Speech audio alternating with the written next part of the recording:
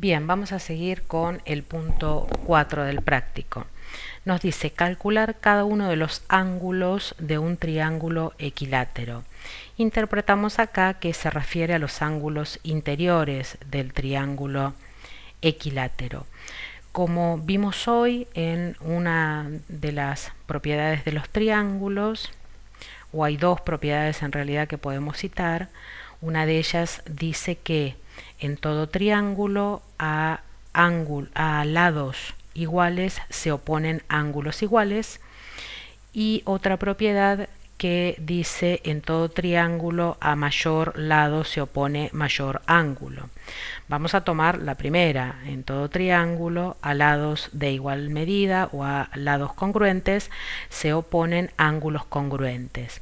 Como estoy hablando de un triángulo equilátero, sus tres lados son congruentes, por lo tanto sus tres ángulos también son congruentes. Aquí el error para corregir diría yo que es de notación. Los vértices se nombran con letras mayúsculas. Recuerden, al A, B y C. Cuidado, no es un detalle menor la notación. Y los ángulos interiores los vamos a nombrar con letras griegas. Por ejemplo, alfa, beta y gamma. En este caso nos va a quedar que alfa más beta más gamma es igual a 180 grados por suma de ángulos interiores de un triángulo. Como alfa es igual a beta y es igual en medida a gamma, resultará que lo único que tengo que hacer para hallar la medida de cada uno de los ángulos es 180 grados dividido 3. ¿De dónde sale esto? Bueno, de sustituir en esta primera ecuación por una sola de las variables o uno solo de los ángulos. Yo podría poner alfa más alfa, porque son los tres iguales en medida, más alfa es igual a 180 grados.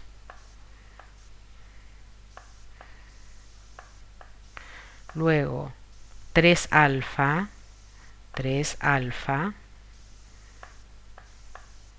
es igual a 3 alfa, perdón, es igual a 180 grados. 180 grados dividido 3 me da alfa. Cuidado acá con la notación. No es separados por comas. Igual a alfa, igual a beta, igual a gamma. ¿Sí? No separados por comas. Las comas no me indican que son iguales. Bien. Perfecto, bien, está muy bien la resolución, flojito por ahí un poquito en las justificaciones, pero tiene algo de justificación, uno puede seguir la resolución. Bien, perfecto. Veamos el punto siguiente, el punto 5. Dice, en un triángulo isósceles, o sea que estoy hablando de dos lados congruentes en el triángulo, el ángulo exterior adyacente al ángulo opuesto a la base es de 116 grados.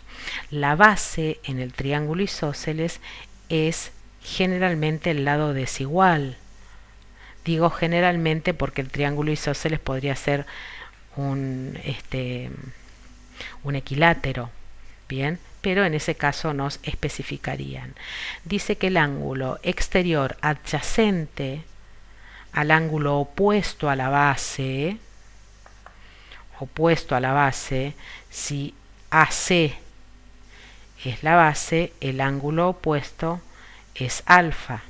El ángulo exterior adyacente es delta, como colocaron acá, 116 grados.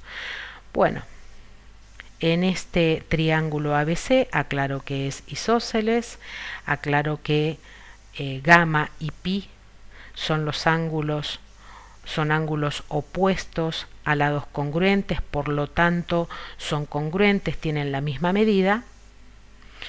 Y luego trabaja en los ángulos que concurren en el vértice B. Resulta que alfa y delta suman 180 grados por ser adyacentes. Se hace un simple despeje y voy a tener el ángulo de 64 grados, que es la medida de alfa. Luego, por suma de ángulos interiores de un triángulo, resulta que alfa más gamma más pi es 180 grados, pero como gamma y pi tienen la misma medida, yo podría poner alfa más pi más pi. Luego, pi más pi son 2pi, alfa más 2pi igual 180 grados, alfa mide 64 grados, así que 2pi va a ser igual a 180 grados menos 64 grados. ¿Sí? Bajamos un poquito. Y ahí, ¿qué nos queda? Nos queda que pi va a ser igual a 116 grados dividido 2. Pi es igual a gamma, es igual a 58 grados. Yo podría haber utilizado para resolver otra propiedad. Por eso acá aparece otra forma. En todo triángulo, la suma de dos ángulos interiores es igual al ángulo exterior no adyacente a ellos. Bien, igual a este.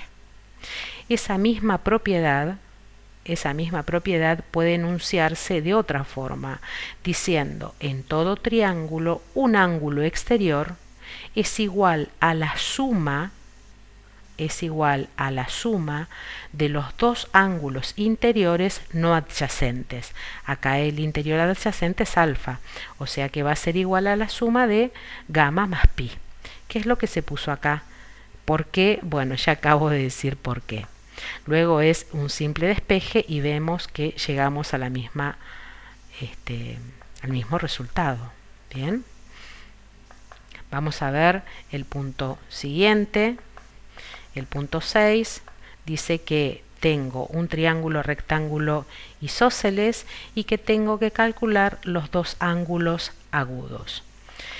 Bien, ¿qué información me da el enunciado? Que el triángulo es un triángulo rectángulo. Esto quiere decir, acá hay un esquema, que uno de los ángulos interiores es recto y es isósceles. Bien, como el triángulo es un triángulo rectángulo, los lados de igual medida, los lados congruentes, tienen que ser necesariamente los catetos del triángulo rectángulo.